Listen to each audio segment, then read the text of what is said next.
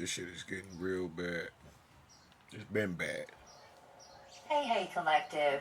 Remember to take what fits and leave the rest. We are picking up on a group of people who have stolen from you. Imagine that. This is a dark group whom are very obsessed with your power and your destiny. One of the people within this group, collective, this person is a full on narcissist. And they will fly into some sort of fit of rage. And this could lead to a murder taking place. I think that this murder will take place in a basement.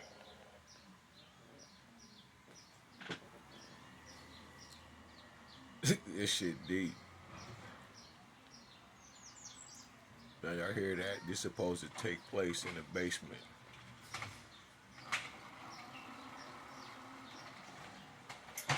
We're picking up on a Tell you dirty about that later. attorney, a court clerk, and a karmic family who are all a part of this theft, and they will go down for stealing from you.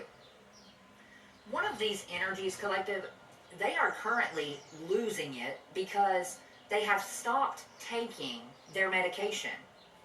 We have the names Addie. You know what's smart?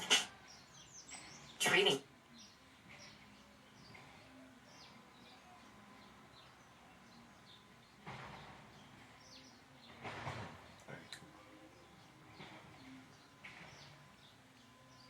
And Janice. We're also picking up on a girl. Now my sister friend named Janice. I don't know how deep this go though. But like I said, man, there's so many people involved that I just didn't know that was involved in this whole unaliving plot to try to unalive me. I'm in that situation right now. Right? Where I can't get nobody to help me pay my phone bill. But I only have basically a few days before I am homeless. Because nobody wants me to live with them. Nobody don't want to help me in this situation. And they know everything. When I didn't know shit. I didn't know what the fuck was going on. I just know they put me in a mental facility for 2 days and a half. And after having to see a few doctors, take some drugs that I don't fucking take, and I had to see a judge to get out the motherfucker. And then they threatened me like, if you don't take these drugs and shit, we're gonna put you in a more secure facility and you'll never ever go home. Now this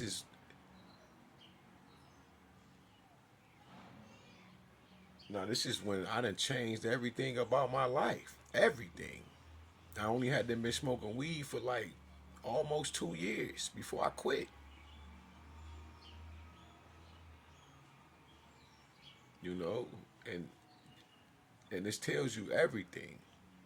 This tells you every damn thing.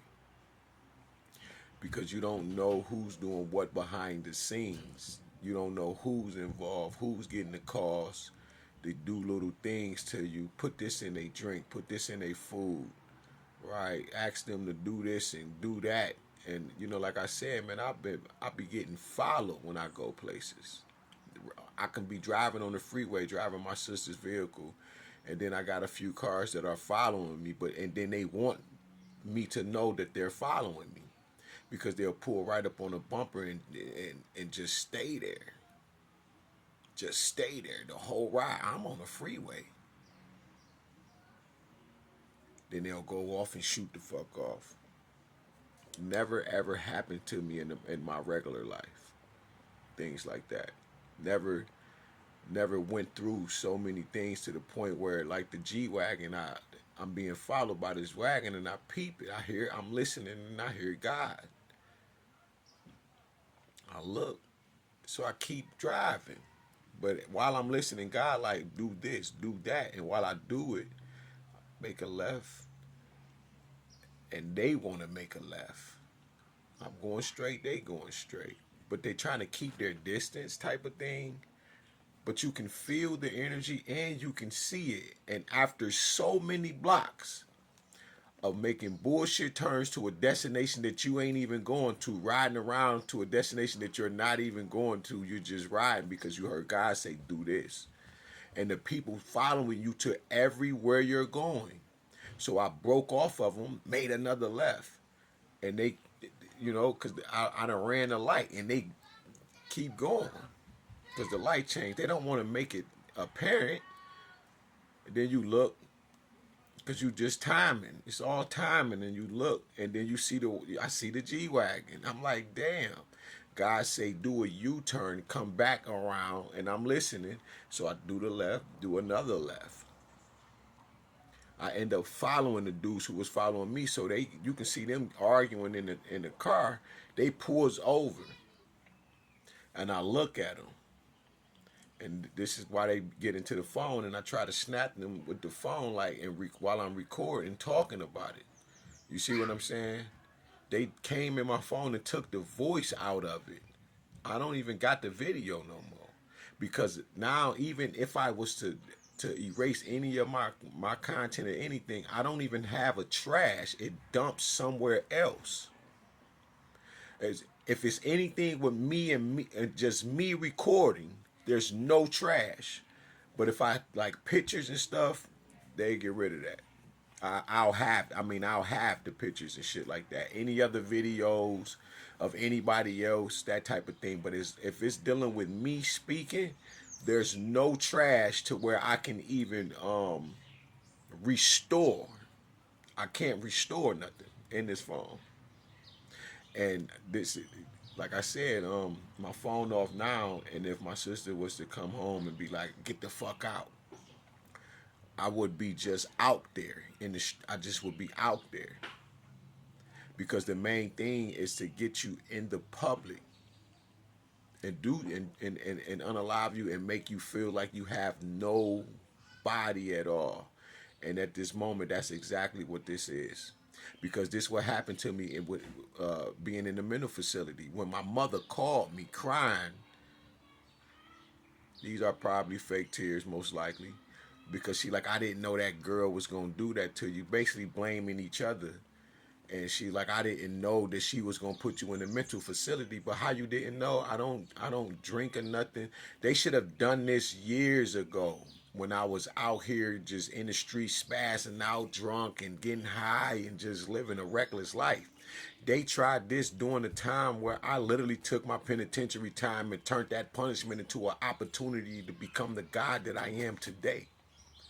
I purposefully changed everything about my life.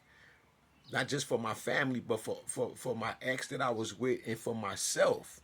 And I wanted to be truly of service to my community and to my people, and all people for that matter. But at that time, I was more so on some Pan-African shit. But now it's not like that, because now I understand that spell work, magic, and this particular type of evil is so real, right, that now I can teach you about it. That the 50% of having knowledge itself, that's only 50%. There's another 50 to make the whole thing complete. And this 50 is just the knowledge of the tangibles.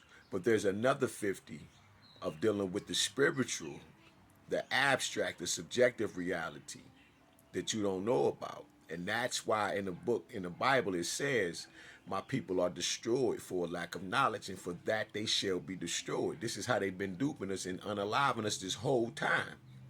It's because we get these books and all of that. Do you know how many greats have been unalived? Because they didn't know about spell work.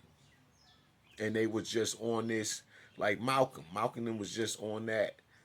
They didn't know about the spell work. Dr. Khalid Muhammad, and they didn't know that. They didn't know they was having spells cast on them. This is the deepest shit of my life, right?